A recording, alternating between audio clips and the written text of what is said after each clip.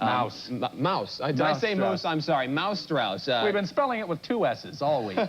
Well, it rhymes this way. Mouse Strauss. He's a boxer. And to give you an idea of what he looks like in the ring, you know the skier at the beginning of the Wide World of Sports who tumbles down the hill? Mouse Strauss is like boxing's version of that guy. He's made an art out of losing matches, and in fact, he's made a pretty good living out of it as well. Mouse Strauss is with Moose. Jeez, no, it's Mouse. Mouse It's Mouse Strauss. He's with Greg right now. Sorry, Greg, in New York. Hi. Listen, it's not always easy to tell the difference between a mouse and a moose. You know, I'm often asked, Phil and Paul, where do we get some of the guests that we come up with? And I have to say that I've been hearing stories about this guy from my brother-in-law, who's a writer and a sometime fighter, who's been telling me about Moose, who is known in the fight game as a professional opponent. That really means that he's probably going to lose just about every fight that he gets into, a serious fight. But he's hired because he'll put up a good battle. Is that right? Exactly right. And stranger things have happened, Greg, than for Mouse Strauss to knock some local hero out. Prior to running out of gas and losing my competitive chance, I always give it hell. Well, let's get some facts down. First, how big are you? How tall are you? Oh, about 5'8", 160. Mouse. How about 5'7"? You can be anything that's needed, whatever right? I have to be. How many fights have you had? I've had over a couple hundred fights, Greg. 200 having your brains beat in. How many have you won? I've won about half of it, 95 maybe. How many times have you been knocked down? Knocked out about 65, 70 times. Are you serious? Really? Sure. Yeah. Just not cuckoo? Well, not cuckoo, you know. Sometimes I wake up in the locker room, but now and then I'm just out for the 10 count. And sometimes I'm out there faking it. I'm not really knocked out. I'm just making believe I'm asleep, and, you know, so I don't have to sustain any more punishment, you know. Do you take a dive, or you No, there's a difference between that and taking a dive. Taking a dive is when there's a predetermined loser from the get-go. I fight my best until I no longer have a competitive chance, and stranger things have happened than for me to knock some local hero out prior to running out of gas, like I said earlier. But if you have run out of gas and you've given it your best shot, what? Well, I'm no hero, you know. I mean, I'm not gonna... You see, I have to fight again probably next week to make a living. I don't get the big paydays Sugar Ray Leonard and those silver spooners get, you know. Okay. I get some scores, but I got to fight again. So I want to, when we come back, I'm fascinated by the lifestyle of somebody who wanders around the country and the world professionally getting beat up. Let's talk about that and how much money you make when we come back.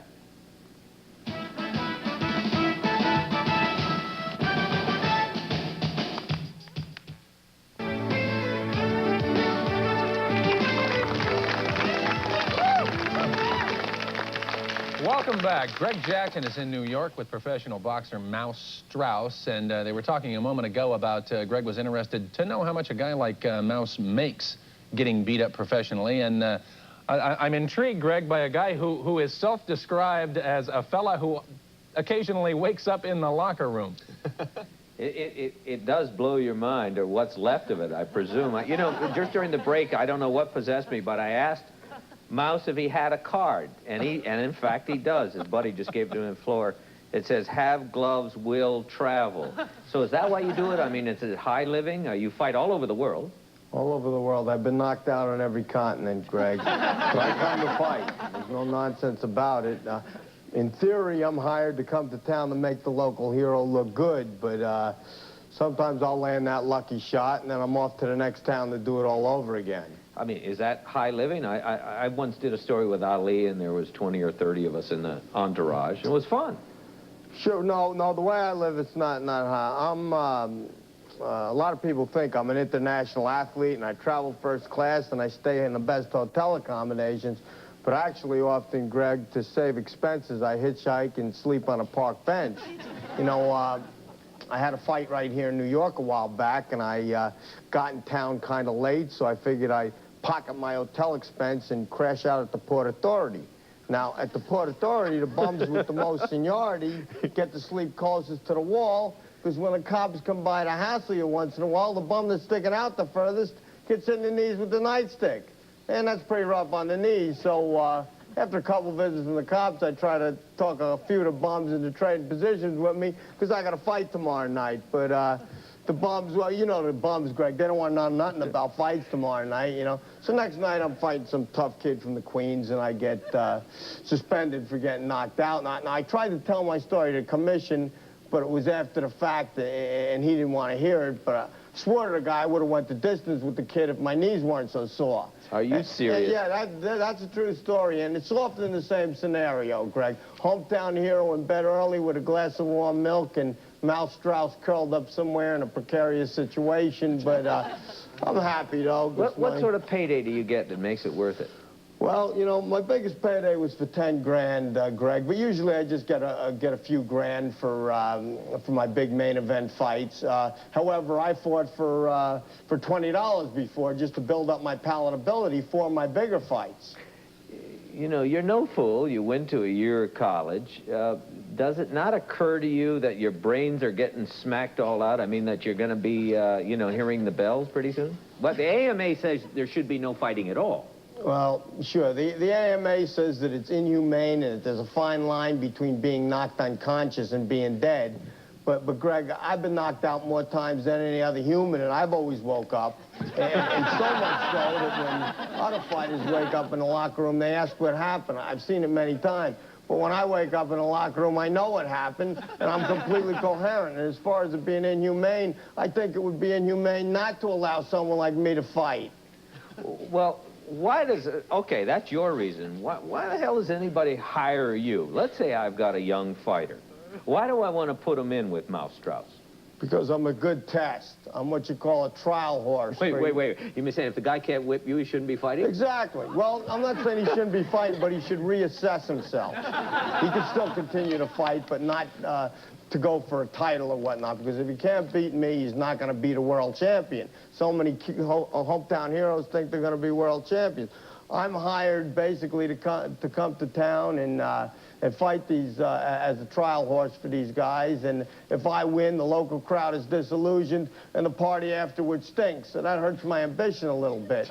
And Greg, if the party afterward isn't that good, I don't have a place to crash that night, because I usually look for a place to crash at the post-fight party, you know? Now, let me ask you this. How did you fight 200 times? Your game's kind of up now that it's all computerized, right?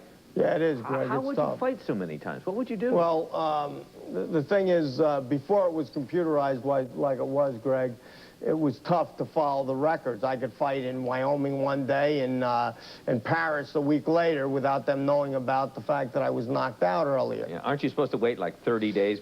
30 days, 45 days, 90 days, depending on the state. So the computer squeals on you, and then plus you're on television, right? So exactly. I've been knocked out on television before, and the next night I've walked into the ring elsewhere, and some guy yells out, "Hey, I saw that bum get knocked out on TV last night." I turned around and I says, "That was the Moose, I'm the Mouse," and I ended up winning that fight. That's what Paul and Phil, they thought you were the Moose. They saw that fight. You know, that's what they saw. But speaking seriously now about this as a living, it just seems to be a role of a lunatic to go in and get beaten up and knocked out. Serious now. Don't tell me you're Greg, I love it. It was the horse I rode in on for having fun and being put in precarious situations all over the world. Nothing better, you know. Really? Nothing more exciting than walking from the locker room to the ring, knowing there's some hometown hero waiting to knock you out. It really gives you a thrill. It's worse than dope. It takes about 100 fights to get addicted, though, so you don't have to worry about it. Final question. You're going in against that hometown kid. Yeah. You look across the ring, and he's a huge, muscled, and you've lied about your height and your weight and everything else, right? Sure. Why aren't you scared? What I do is I go out there and I punch as hard as I can for as long as I can. And if I crack the guy with my best overhand right square in the chin and he still grins at me, well, then I know I'm in for a long night. Unless, Greg, I start looking for that soft spot on a canvas. So, and as far as being scared, Greg, you got to put yourself in my shoes. I don't work 8 to 5 like normal people. I sleep till noon, I gallivant around the world, and I always have a good time. So, but when it comes to paying the rent once in a while, I know what I got to do. I don't even think about being scared. Being an opponent is how I wanted to play it, and getting knocked out once in a while is a small price to pay for all the fun I've been having. It's great. I guess so, Mouse. I guess Well, so. thank you for understanding, Greg. I Thank wish the AMA would understand. I'm not sure I do, but thank you for being with Phil and Thanks Paul. for having Sometimes me. when we think we got it hard, this guy loves it. What do you think? Oh, well, I think that this must be a hell of a life you've got, Mouse. And my question is, I'm curious to know, most fighters have nicknames like Rocky and Boom Boom. How in the hell did you pick up the name Mouse?